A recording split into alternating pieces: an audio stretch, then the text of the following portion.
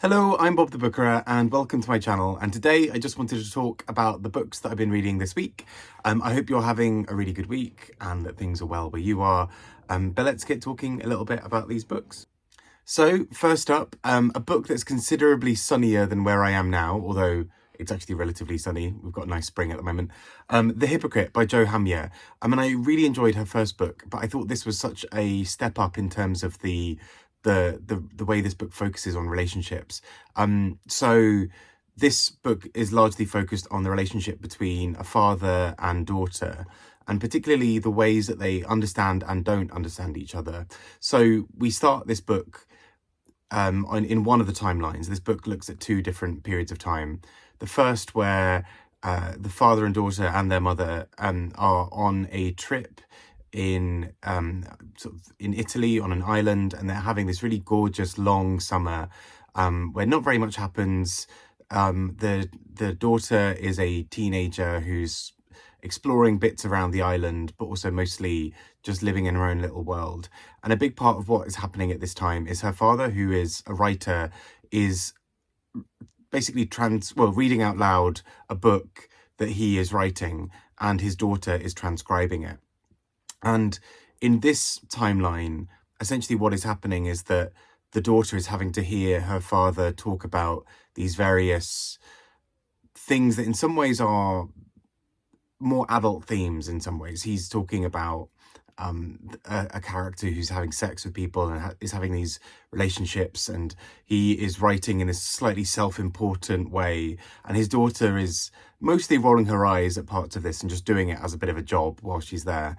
But she's also living her life on this island at the same time, and so she is, maybe having these little mini flings potentially with locals, but particularly this one man who she seems to be more interested in. And her father, she knows, is having various liaisons, let's say, as well. She talks at one point about being able to hear him in the next room having sex, basically. And so this is quite a weird thing for them both, because it's the most time they've ever spent together, but it's pretty indicative of a slightly odd and strained relationship where they don't fully understand each other. And then we fast forward about 10 years later, and the daughter at this point has written a play, and we watch as the father watches the play and realizes that many of the characters in the story seem to be relevant to their life, but particularly one of the characters, the love interest of the main female protagonist, appears to be a version of her father written into the story. So he's watching the play and trying to basically being forced to embrace or come face to face with what his mother, what his daughter thinks about him. And so we have lots of moments where he is portrayed as this awful man, and we have all of these things and yada, yada, yada. And we watch through his eyes as he slowly gets more and more incensed that his daughter has written this play and is publicly shaming him in this way.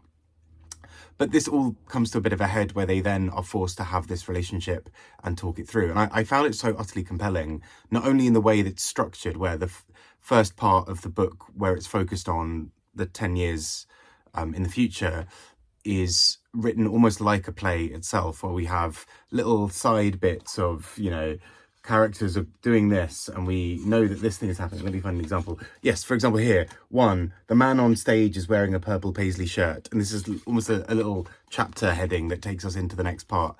I thought this book was really cleverly done, and not only on a plotting level, where I think it's really carefully constructed, but I just loved the language of this. I thought it was so hypnotizing and sort of lyrical and beautiful, and it has that slow, languid feel when it's describing this time 10 years in the past, and this really tense and intense part for the more current day moment. I thought this was really, really well done. Next up, we have a non-fiction book, Guest Privileges by Gaar Adams. And I really loved this. I thought this was incredibly clever and very sensitively done. So essentially the core idea is Gaar Adams is talking about when he lived and worked over in various parts of the Middle East. And he is a gay man from the US. And so he has come to expect a certain level of freedom or rights or what have you. And he knows in going into working in various parts of the Middle East, he may have to have a different approach in terms of not only things like public displays of affection or in terms of just sort of generally being open about himself, but also what that looks like on a practical day-to-day level with his relationship with his partner. And what I think this book does really well is it avoids easy categorization of this us and them picture where the Middle East is big, scary, bad thing over here, and the US is this perfect land of liberty. And I think as a result, what he does is works basically as a journalist to talk about the various underground communities that exist. So quite early into the book, we have him watching the band Scissor Sisters perform, and he finds it really strange and interesting because he's watching Scissor Sisters perform in a country where he can't sway along or look quote unquote too gay or do whatever. He can't really be there with his partner, arm around his waist or anything for fear of breaching local laws. But at the same time, an incredibly flamboyant band is on stage, and it's this whole thing. But what I think he also does that's so interesting is finds these essentially underground things that people otherwise wouldn't have expected. So he goes to a karaoke bar and he knows that there are these, although ostensibly sexuality is never mentioned, he can basically have these conversations with fellow LGBT people. He also has an insight through various things around cruising spaces or all these other places. And it's so interesting because essentially what he's doing is reporting back about these people who are in many ways hiding in the shadows in these various parts of the Middle East where he's based. But at the same time, it's not as much of a portrait of look at how bad these things are. It's more of a focus on the resilience and of the community building that LGBTQIA plus people find and make whenever they go somewhere. And so I thought this book towed a really interesting line of not falling into a really simple characterization, but also really looking at some of these fascinating stories of how people are able to find community in spaces where there may be, it's potentially quite unsafe to be their full selves. So yeah, I thought this was a really well done book, and particularly the way he brings in his own personal stories about his relationship and how his relationship becomes strained by not being able to be so open publicly as well. And last but not least, rounding off a really interesting reading week for me, The List of Suspicious Things by Jennie Godfrey. And I didn't really know much about this book going into it. I'd just seen that a fair few people had been really praising it. It, I think, won, I want to say the Waterstones Prize or something last year. And was just a book that was this surprise sleeper success for quite a few people. And I was really charmed by this. I thought this was really intelligently done. So the core idea is that we have a young girl growing up in Yorkshire during the time of the Yorkshire Ripper.